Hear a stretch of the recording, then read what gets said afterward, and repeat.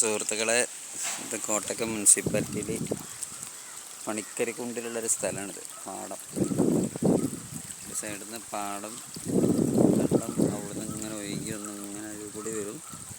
ഇങ്ങനെ വന്നിട്ട് ഇവിടെ കണ്ടോ, കണ്ടമാനം പ്ലാസ്റ്റിക്കാണ്. പ്ലാസ്റ്റിക്കിൻ്റെ കവറും കാര്യങ്ങളൊക്കെ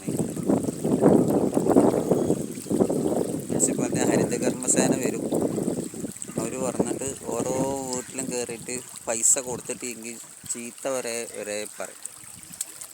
അവരെ പെരക്കാരോട് ചൂടാവുക കാര്യങ്ങൾ ചെയ്യും. അവർക്ക് ഈ പ്ലാസ്റ്റിക് പെറുക്കാൻ പറ്റും. അപ്പോൾ അവർ പറഞ്ഞ പ്ലാസ്റ്റിക് കഴുകി വൃത്തിയാക്കി ഉണക്കിയിട്ട് കൊടുക്കണം.